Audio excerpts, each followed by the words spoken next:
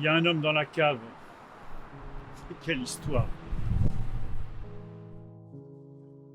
Avant que tout ce malheur m'arrive, l'institution dans laquelle je travaillais était un bel endroit, où des enfants venaient pour se remettre de mauvais moments, ou bien pour faire face à des maladies que leurs parents ne parvenaient pas à faire soigner. Ils étaient bien souvent rejetés par leur famille. Je les ai toujours accueillis à bras ouverts. Dans l'institution, il y avait un sous-sol. Je l'ai découvert et je me suis dit que je pouvais faire quelque chose d'intéressant pour les enfants. Ainsi, je l'ai transformé en petite salle de cinéma. Je suis parvenu à obtenir le matériel nécessaire et à l'installer dans la salle. Tout le monde aimait cette cave, ou en tout cas, a appris à l'aimer. Celui qui aimait le plus cette cave, c'était bien Karim. Il était vraiment différent des autres garçons. Il a été pris à l'institut à cause d'un problème de drogue. Ses parents, un couple riche, ont convaincu un juge que Karim avait un autre type de problème et ils l'ont envoyé ici.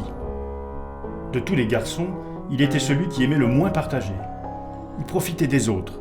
Il les manipulait à son profit. Je me souviens quand Karim a dit « Il y a un homme mort dans la cave !»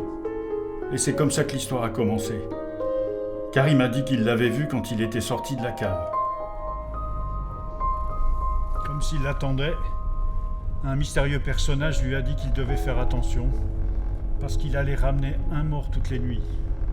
Il a parlé d'un mystérieux personnage, un tueur aux yeux rouges comme le sang. La cave était son ancien repère. De toute évidence, l'histoire a bouleversé les garçons. Les plus délicats ont dit l'avoir vu et entendu sortir de la cave. Ils ont dit que la cave sentait la mort. Évidemment, Karim était toujours tranquille dans la cave. J'ai essayé de convaincre les garçons que tout allait bien, qu'il n'y avait personne dans la cave, que ce n'était que des rumeurs, jusqu'à ce que finalement l'un d'eux doive être hospitalisé à cause d'une crise de panique. Lorsqu'ils lui ont demandé ce qui s'était passé, il a répondu qu'il avait vu l'homme de la cave. À partir de ça, beaucoup de parents et ma propre direction ont entendu parler de ce pseudo-assassin masqué.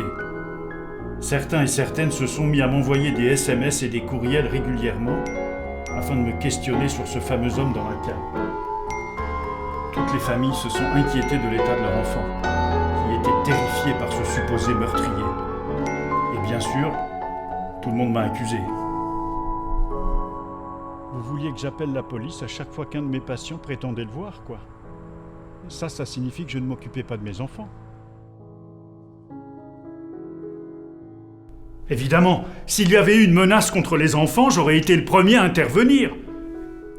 Mais ils ne pouvaient pas croire que leur petit ange mentait. Ce n'est pas juste du tout. Comment osez-vous l'accuser d'être malhonnête? Ce n'est pas professionnel. Les parents de Karim ont demandé au directeur de l'école de me virer. Ils savaient que c'était le mieux pour leur fils. Mais ils n'ont aucune idée de la difficulté de trouver un emploi lorsque la mère d'un enfant placé en institution ruine votre réputation pour négligence et manque d'éducation.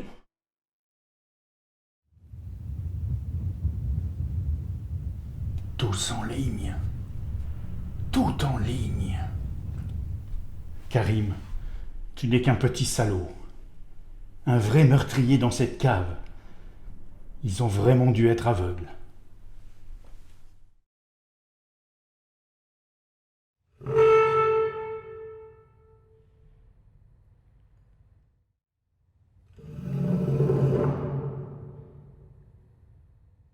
Tu as détruit ma vie, Karim. Alors que j'étais la meilleure chose pour ces gars.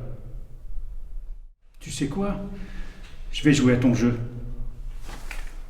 Karim, il y a un homme dans la cave.